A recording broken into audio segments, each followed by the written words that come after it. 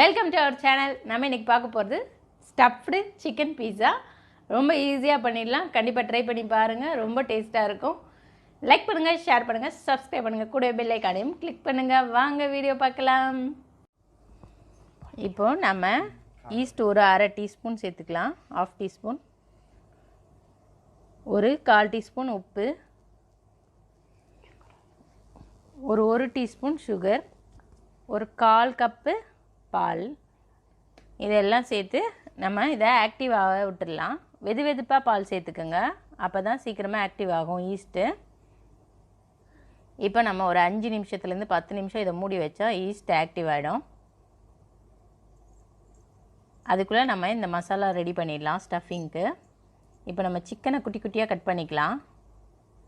இதை நம்ம வறுத்துட்டு மறுபடியும் பிச்சு போட்டுக்கலாம், அது உங்கள் இஷ்டம்தான். நான் ஃபஸ்ட்டே இந்த மாதிரி கட் பண்ணி சேர்த்துக்கிறேன். இப்போ இந்த சிக்கன் நல்லா வேகட்டும்.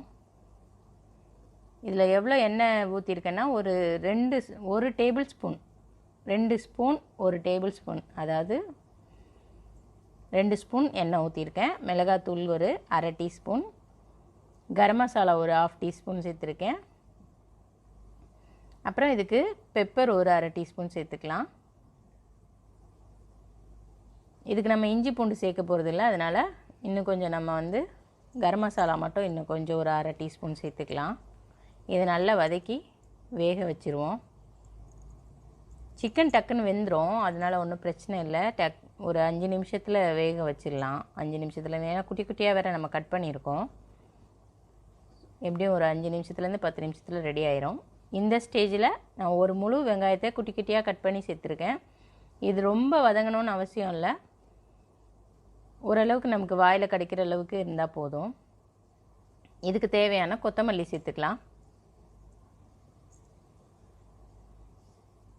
அது எந்த அளவுக்கு உங்களுக்கு பிடிக்குமோ அவ்வளோ சேர்த்துக்குங்க கொத்தமல்லி. இந்த ஸ்டஃபிங் மட்டும் நம்ம ரெடி பண்ணிவிட்டு நான் அவனில் தான் வைக்க போகிறேன் இன்றைக்கி.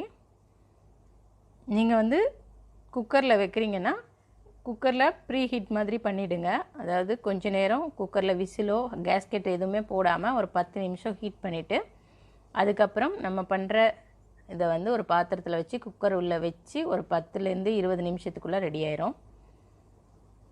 இப்போ நம்ம ட்ரே ரெடி பண்ணியாச்சு. இது அவனோட ட்ரே எடுத்து ஆயில் இது பண்ணி வச்சுருக்கேன் நான். இப்போ இந்த மாதிரி மாடலாக பண்ணிடலாம். இது எப்படி பண்ணன்றது இப்போ காட்டுறேன். இல்லை உங்களுக்கு வரலைன்னா நீங்கள் நார்மலாக சும்மா சப்பாத்தி மாதிரி தேய்ச்சிட்டு ஸ்டவ் பண்ணி அப்படியே வச்சுருங்க.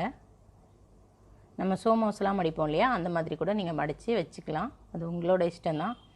இல்லையா அப்படியே நீங்கள் நல்லா பெரிய ஷீட்டாக ரெண்டு பக்கமாக சேர்த்துருங்க.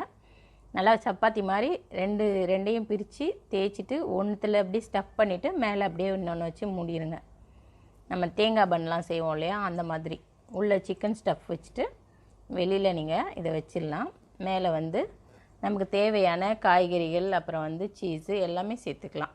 அதுவும் உங்களோட ஐடியா தான். இன்றைக்கி நான் சின்னதாக செஞ்சு காட்டுறேன். இதை நல்லா சப்பாத்தி மாதிரி தேய்ச்சிக்குவோம். ரொம்ப மெலிசாக தேய்க்க வேண்டாம், ஓரளவுக்கு சப்பாத்தின்னு அதுக்காக தான் நான் சொல்கிறேன். நான் இதை நல்லா அழகாக தேய்ச்சிட்டு நான் அந்த டிசைன்ஸை மட்டும் உங்களுக்கு சொல்கிறேன். இந்த மாதிரி கட் பண்ணிக்கலாம் கத்தி வச்சு.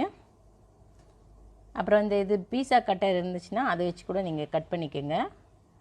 என்கிட்ட இல்லாதனால நான் அதை வச்சு பண்ணல. இது ரொம்ப தூரம் வந்ததுனால கொஞ்சம் தள்ளி போட்டுக்கலாம்.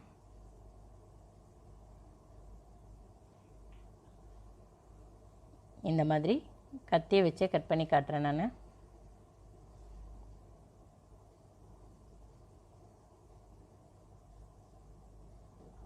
இந்த நம்மளோட மூடின பக்கம் இருக்கு இல்லையா, அதில் நான் ஸ்டஃப்டு வைக்கிறேன். எந்த அளவுக்கு மசாலா அதில் வைக்க முடியுமோ அந்த அளவுக்கு வச்சுக்கோங்க, அப்போ தான் அது வெளியே வராமல் இருக்கும். இப்போ இந்த சைடில் இருக்கிறத எடுத்து நம்ம அப்படியே நல்லா 4 பக்கமும் ப்ரெஷ் பண்ணி மூடி வச்சிடலாம். அப்போ அந்த மசாலா எப்படி இருந்தாலும் வெளியே வராது. இப்போ இந்த மாதிரி இது உள்ளே நீங்கள் சீஸ் சேர்த்துக்கோங்க. நான் சீஸ் சேர்க்கல, ஒரே ஒரு இதில் மட்டும் தான் நான் சீஸ் சேர்த்துக்கிறேன். நீங்கள் வந்து இது பீஸாவாகவே அப்படியே இது பண்ணோன்னா நீங்கள் நல்லா மொசரோலா சீஸை துருவி மேலே சேர்த்துக்கிட்டிங்கன்னா நீங்கள் அந்த இது பண்ணும்போது அழகாக வரும்.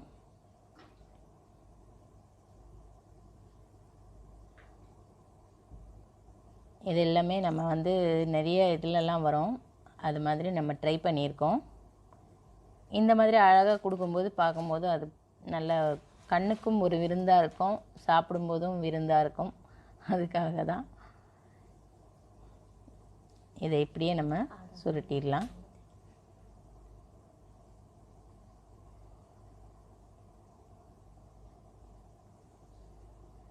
நல்லா வந்துருச்சுல இது. இப்போ இன்னொரு மெத்தடு. நீங்கள் இப்படியே தான் பண்ணணுன்னு அவசியம் இல்லை, உங்களோட ஐடியா தான். நீங்கள் எந்த மாதிரி வேணுமோ அந்த மாதிரி நீங்கள் செஞ்சுக்கலாம்.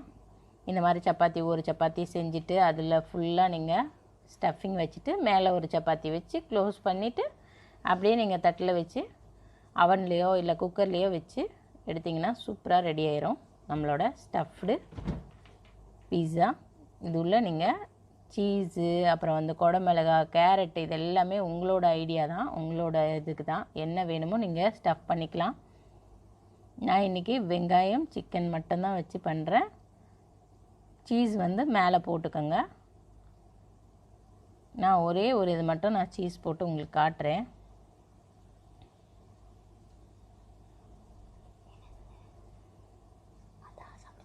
இது வந்து நம்ம ஃபிஷ் மாதிரி பண்ணுறோம் பாருங்கள். இந்த மாதிரி க்ளோஸ் பண்ணிவிட்டு ரெண்டு பக்கமும் இந்த பக்கத்துலேருந்து அந்த பக்கம், அந்த பக்கத்துலேருந்து இந்த பக்கம், அவ்வளோதான். இப்போ பார்த்தீங்களா எவ்வளோ அழகாக வருதுன்னு. எல்லா பக்கமும் க்ளோஸ் ஆகிருக்கும். இந்த மாதிரி இதே தான் பண்ணணுன்னு நான் சொல்லலை, உங்களோட க்ரியேட்டிவிட்டி எந்த மாடலில் நீங்கள் என்னென்ன பண்ணணும் அப்படின்னு நினைக்கிறீங்களோ அந்த மாதிரி பண்ணுங்கள். நான் சும்மா நார்மலாக என்ன வருதோ அதை பண்ணுறேன் நான். இது பாருங்கள், அப்படியே இது க்ளோஸ் பண்ண போகிறோம்.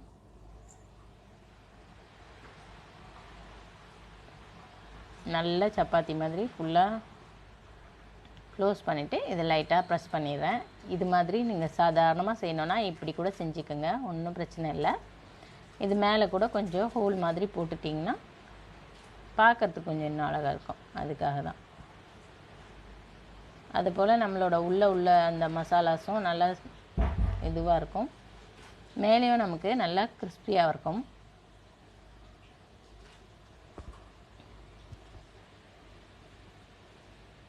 இதில் நம்ம சீஸ் வைக்க போகிறோம். உங்களுக்கு நான் சீஸ் ஒன்று காட்டணும் அப்படின்றதுக்காக இந்த சீஸ் வைக்கிறேன் நான். இல்லைனா இதை சும்மா அப்படியே நம்ம வீட்டில் நம்ம செய்கிற மாதிரி செய்யணுன்னா இதுவே போதும். நல்லா ஒரு பன் உள்ள ஸ்டஃப்டு வச்ச மாதிரி ரொம்ப நல்லாயிருக்கும் சிக்கன் வச்சு. இது வந்து நம்ம பேஸ் வந்து பீஸாக்குள்ளே அந்த பேஸ் தான் கொடுக்குறோம், அதனால தான் இது பேர் நான் வந்து பீஸான்னு வச்சுருக்கேன், ஸ்டஃப்டு பீஸான்னு. இப்போ நம்ம இது நடுவில் கொஞ்சம் சீஸ் துருவி போட்டுடலாம். இதுவும் உங்களோட விருப்பம்தான், எந்த அளவுக்கு உங்களுக்கு சீஸ் சேர்க்கணுமோ அவ்வளோ சேர்த்துக்குங்க. நான் சீஸ் ரொம்ப சாப்பிடக்கூடாதுன்றதுக்காக நான் இந்த ஒன்று மட்டும் நான் போடுறேன். இது எதுலேயுமே நான் எல்லாமே சாதாரணமாக பஃப் மாதிரி தான் பண்ணியிருக்கேன். இப்போ நம்ம முட்டையோட மஞ்சள் கருவை இது மேலே தேய்ச்சிடலாம். அப்போ தான் நல்லா ப்ரௌனாக நல்லா கிடைக்கும், நமக்கு கிறிஸ்பியாகவும் கிடைக்கும். அப்படி உங்களுக்கு முட்டை வேணாம் அப்படின்னிங்கன்னா நீங்கள் பட்டர் மேலே ப்ரஷ் பண்ணிக்கோங்க. முட்டையோட எல்லோ மட்டும் தேய்ச்சிக்கோங்க. தேய்ச்சிட்டு அது மேலே நம்ம கொஞ்சம் எள்ளு போட்டுடலாம். இது எல்லாமே கார்னிஷனுக்காக தான். அவனில் வைக்கிறீங்கன்னா ப்ரீ ஹீட் பண்ணிவிடுங்க. ஒரு 10 நிமிஷம் ப்ரீ ஹீட் பண்ணிவிட்டு இது வந்து நீங்கள் 180 டிகிரியில் 10 நிமிஷம் வைங்க, சரியாயிடும், கரெக்டாக இருக்கும். இப்போ இது மேலே எள்ளு போட்டாச்சு. இதை நம்ம அவனில் தான் நான் வைக்க போகிறேன். ஃபஸ்ட்டு சொன்ன மாதிரி தான், நீங்கள் வந்து குக்கரில் வைக்கிறதா இருந்தால் இதே தான் ப்ராசஸ்ஸு. கேஸ்கெட் போட வேணாம், விசிலும் போட வேணாம். குக்கரை அப்படியே ஒரு 10 நிமிஷம் சும்மாவே மூடி வைங்க. மூடி வச்சுட்டு அதுக்கப்புறமா அதை நீங்கள் குக்கரில் வைங்க. இப்போ நான் அவனில் வைக்கிறேன். நீங்கள் எந்த பாத்திரத்தில் சின்னதாக எந்த குக்கரில் உள்ளே போகிற அளவுக்கு கரெக்டாக பார்த்துக்குங்க. குக்கர் உள்ளே ஒரு பாத்திரம் இல்லை கிண்ணம் ஒரு தட்டு எதுனா வச்சு அது மேலே வைங்க. பாத்திரத்தை 10 நிமிஷம் க்ளோஸ் பண்ணி வைங்க, சரியாக இருக்கும். இப்போது நம்மளோட பீஸா ரெடி ஆயிடுச்சு. ஸ்டஃப்டு பீஸா சூப்பராக ஸ்டஃபோட எவ்வளோ நல்லா இருக்குது பாருங்கள். எல்லோரும் வீடியோ பார்த்துருப்பீங்க, கண்டிப்பாக ட்ரை பண்ணி பாருங்கள். எப்படி இருந்துச்சுன்னு கமெண்ட்டில் சொல்லுங்கள். லைக் பண்ணுங்கள், ஷேர் பண்ணுங்கள், சப்ஸ்கிரைப் பண்ணுங்கள். கூடவே பெல் ஐக்கானையும் கிளிக் பண்ணுங்கள். தேங்க்யூ ஃபார் வாட்சிங்.